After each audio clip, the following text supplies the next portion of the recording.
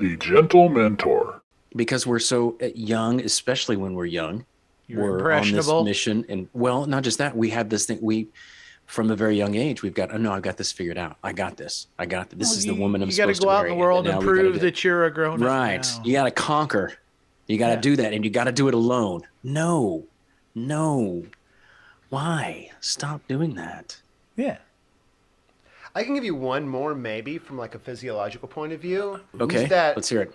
When you get mad, that area of the brain is a more primitive area of the brain. And so it becomes almost impossible to think intelligently when you've activated those primitive areas, fight or flight and adrenaline. And it's hard to think straight when all that adrenaline's running and you're mad. And you almost, your friend who is not mad, I mean, how many times have you seen somebody do something stupid and you who are not mad can see how stupid it is, but they who are mad, I don't mean you specifically, Doug. Right. He keeps signaling your general direction. I know. It's all the gestures are coming this way, and these references sound completely generic, don't they? It completely wasn't. Completely generic. Not you. This is a theoretical. The look on your eyes, too. The look on your eyes, like... Well, at first I'm like, surely that's accidental. And then they keep more and more hand gestures. Coincidental. It's just coincidental. There you go.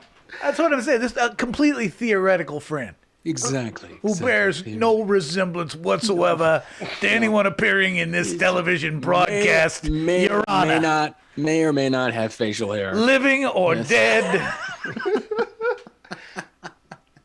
You need your buddy who's non-impaired. Go ahead. Cast your aspersions. To think for you. You need your buddy. Two. One can pull the other out of the ditch. You're in the ditch. Bingo. Nice job. Yeah, you do. You got to have friends. It's when we need it most, we pull away from the things that we actually need, and we'll like busy ourselves with all kinds of stuff we don't need to be doing. It's usually more of a distraction, stacking up the problems. Yep. Perspective. We're so good at it. Perspective. It's all a game of perspective. You're in a bad this mood. guy. You find something bad on Netflix and yell at the TV and get more of a bad Well, mood. that's why social media exists. I mean, because they know how much anger drives engagement. That's the golden rule of all social media. Of course, yeah. Anger drives engagement. Yeah, because we get high. There's all that, them their dopamines and stuff. You get there when you get all angry and you're getting ready to throw some stuff. And serotonin. You can feel free to correct me on any of the science that I get wrong. No, sound good. Come on, we need some science. No, people just like to get high on looking at their social media, and they get high on everything. You get high on shopping, you get high on that. Yeah, we get that. Why has everybody got to be getting high on everything? What happened to the good old days when people just used a drug? Yeah, man. All getting high on all these artificial substances. This artificial reality. You would appreciate this fella's perspective, Nate Larkin. His perspective on church from a young age. And it really hit home with me. His story is really difficult to read. Poorly written, difficult to read? No. Difficult to impactful. Bear. Yes, impactful. Difficult to bear. But despite that, he grew up in this, and I almost think that he was probably in a fellowship that I work wholeheartedly in. And I'm not sure there was, but because he mentioned which shall remain living or dead, which shall remain. And he mentions a Methodist seminary a few times, and I'm kind of confused. I don't know. I need to do some more research. I think you mean Methodist. Bojack reference. But he talks about how when you're in church, the pastor, the only sins that you see the pastor in this day and age, back when I was a kid, when we were kids, the only sins that we ever see the pastor talk about he struggles with is speeding and being a grouch in the mornings. He doesn't tackle real issues of sin. And then he becomes a pastor, and now he's wrestling with these huge sin problems, like picking up prostitutes. That's a biggie. That's on his way to Christmas Eve service. Good answer. Yeah, survey says? On his way to Christmas Eve. Yeah, survey says. And it's like, so when you as a PK, him as a PK growing up, not learning that is some things thinking that you can separate yourself from sin so far that you can be this holier than thou guy, that now the only thing you're tempted with is speeding in a school zone and being grouchy to your wife. Decaf. Yeah. Soup. Yeah. And so they didn't, and of course, he grew up in that where they didn't have a TV. They couldn't listen to secular music because it was of the devil and that kind of stuff. Oh, but anyway, course. just that kind of connection growing up made me go, oh, no wonder some of us are still broken like this. We have this whole paradigm of the way we should be as Christians. There was no room to have sin in your life if you were a Christian. Well, allegedly. Right, allegedly. Yeah, okay. But yet, because we move from this all, I was a sinner. No, we are a sinner. We have, we all deal with it. And to think that we don't, none of us do. I don't know. Anyway, it's just great. It's just nice to hear that perspective. Some of the things that you and I have talked about quite often, Doug, as we grow up. And I know, Andy, you've shared some of that perspective as well, that it's just like, we need more like this. We almost need to be, what's the word? Rescued from that past, I think, to bring us down to that sense of it's okay to be a broken vessel. God can still use us. God can still do something great. All the vessels God's used up until now, except for Jesus, were broken. Broken vessels. He used jars of clay, and because they were jars of clay. But he did. But why for so long in the church world, up until the late 90s, early 2000s, did we think that you couldn't be a broken vessel to serve God?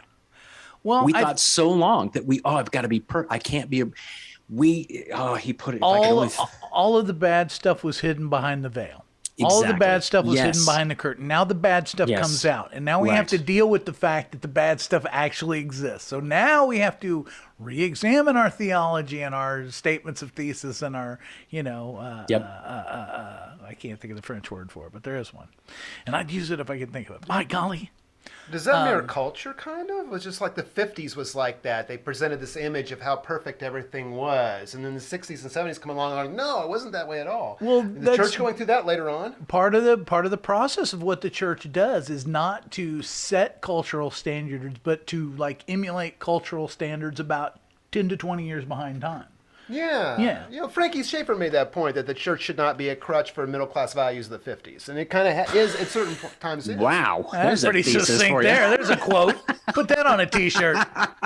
Frankie Schaeffer says. Wait, church in the 50s? Who was there?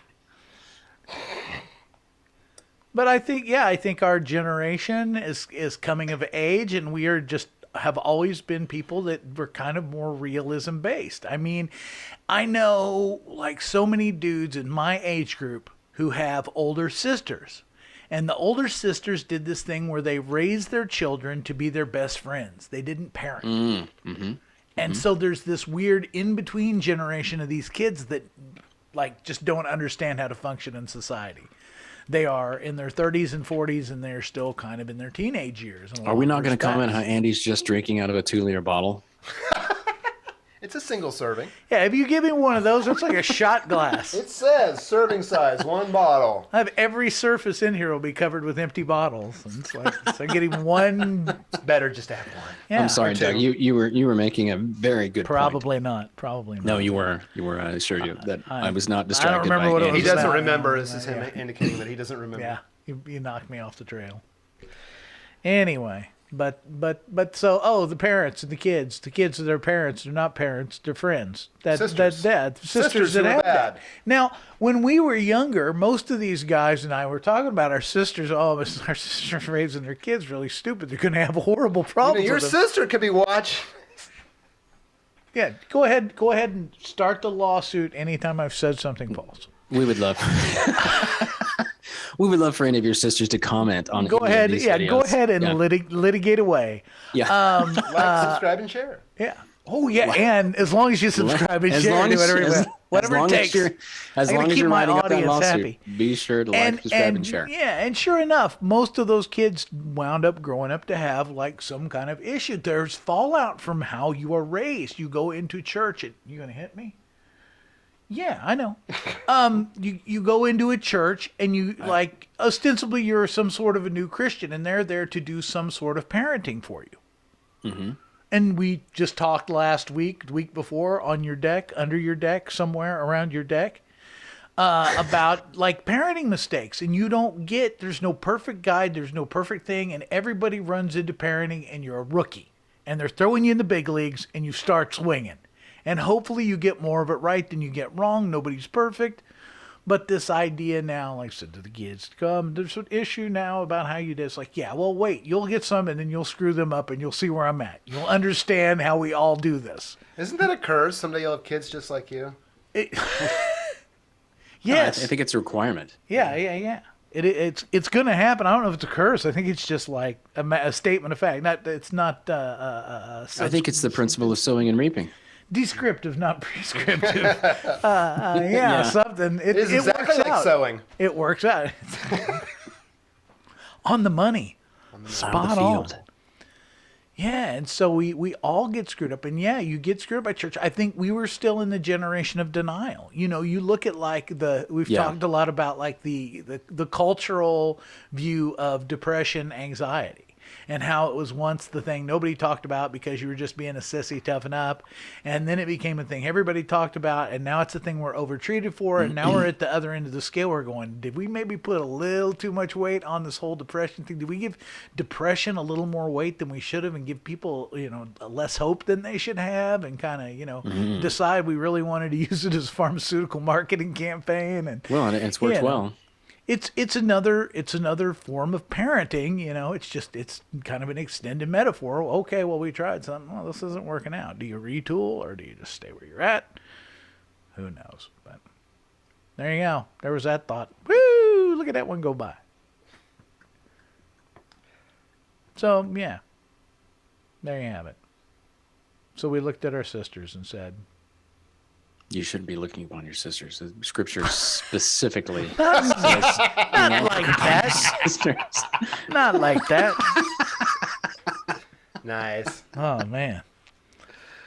Now I'm traumatized. I just couldn't. I'm traumatized. They shouldn't let young people raise children. Plato wanted to have like a group of trained people raise everybody's kids. And, to get a 20-something-year-old person a kid and tell them to raise that. I mean, they're best idiots. wishes. Yeah. Take this home and try not to kill it. Yeah. So it's amazing we're not more screwed up. Because we have, and I've always said that too, we have more training on how to drive a vehicle than we do about how being married or how to be a parent. When those are the two biggest things that we have most trouble with. A lot of people don't, I don't know how many car accidents there are, in a year, but I don't know, compared to the number of divorces, compared to the number of cases of child abuse or whatever. I don't know. Well, because divorce has become acceptable. You hijacked my quote. I was so teed up. I was ready to go. Were you ready? It was the immortal Keanu Reeves who said, "You need a license to drive a car. Heck, you even need a driver's license to catch a stupid fish. But they'll let any blankety moron be a parent." Keanu Reeves. Nice. One of the great things that he said. One of many. One of many great things that he said. Yeah. Well, the power that a parent has. I mean, anybody gets to do that in 18 years to mess with somebody's head, which extends to forever. Yeah. And then parents vet that out, a large portion of that out to the public education system. Society raises kids. To a great degree. Or now, in our age, it was TV. And this age, it's social media raises children. Other children, great. Yeah. Children having children, raising children. Gosh, for sure. Other children raising children. It is. Yeah, it is. And then we get to do that from a digital distance surrogate type of virtual parenting. Virtual. There you go. That's it. Yeah. I think that's why Gen Z's ideas seem so weird to me, is because they've kind of just taught themselves what the world is and or decided what it is. Yeah. More that. You think more that what? Thing. Yeah, pick some random thing out of a fortune cookie and decide that's the basis for reality. Here you go. Yeah. I don't know. So is that all you got in your book? You got anything else? No, is that not enough?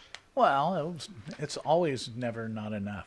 Ooh, I thought of something else. Oh, okay. On your book thing. All right. Yeah. People often compare like the life of Christ to like Israel in general, and like just like not the life of Christ, but looking at the life of Israel in general. If you looked at Samson, he was typical of a lot of the judges. I mean, it was the book of Judges is a brutal book, and there was a lot of horrible things going on, and death, and cutting people up, and sending parts here and there, and like that was that's where Israel was at as a nation. But then we get on to the kings, and I know they weren't supposed to ask for a king, but then they got David, a man after his own heart, and just Israel as a nation is becoming more civilized. We think about things now. We write collections of prayers and psalms, and that's just God's people kind of growing up a little bit. Maybe. I think no. I think you're onto something, because I don't know if you are or not, but I don't think you get to say all that and then say maybe at the end of it. Maybe. I think I get exactly what you're talking about. This is the early, if you look at the life of Israel, early times, they wanted things that the other nations had. Mm. And God finally, like a parent does after so long, he relents and says, okay, you can have a king, but let's do a judge instead. And then that didn't work out. And then let's do a king.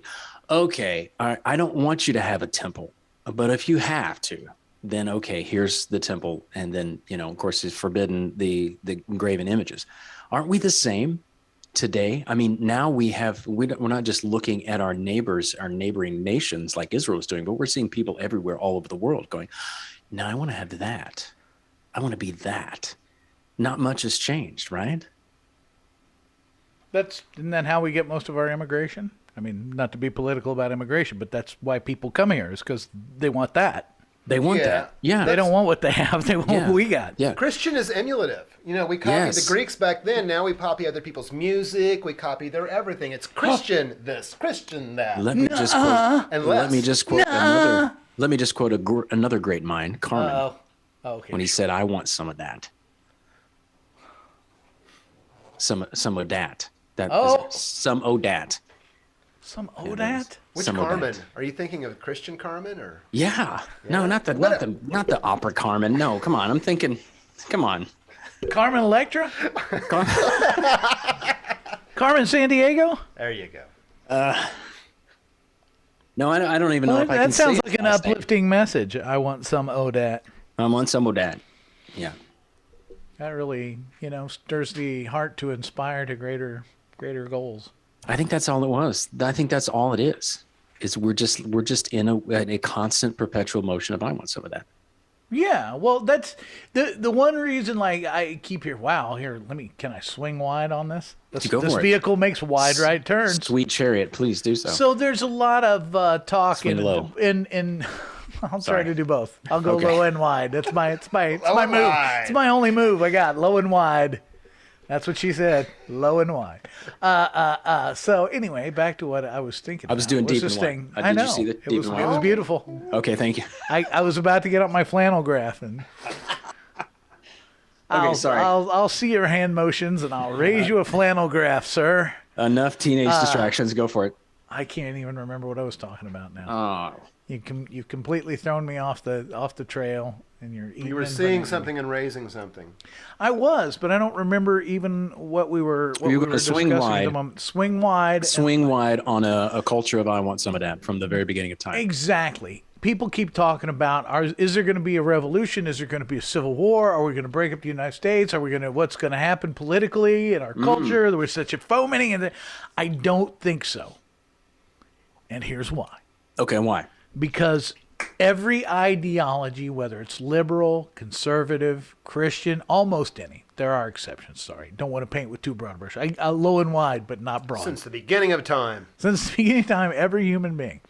No, just kidding. A lot of the major proclivities, liberal, conservative, man, woman, this group, that group, whatever group you're in that you're vying for. The basic component of their raison d'etre. I don't know what that is. The reason to be on earth, the reason they exist. Okay, gotcha. Is selfishness. Yeah. The people who fought just in the American Revolution, just a scant 200 plus years ago, we're very selfless. We're very self-sacrificial. People camped outdoors in the winter without shoes on, not getting paid, barely eating so that they could fight for a country that didn't exist on their own dime. No one's doing that today. No. We got zero takers. I don't care what party you vote, what religious affiliation you are. You have been saturated with comfort and selfishness. You are not about to sacrifice on any level, let alone, well, we've got to save America, so let's all like take our shoes off and camp outside in the middle of the worst winter ever and not get paid to do it. Who wants to go? Who's with me? No, because it's all selfishness. That's all any of it is. I agree. When you feed the self becomes stronger. And so when we had nothing to feed ourselves, we thought of other people. Now, gimme. The strong wolf. Yeah. The strong wolf. What we're talking about. Yep. So that's where we're at. And that's why the revolution will not be televised, because it most likely will not be held at all.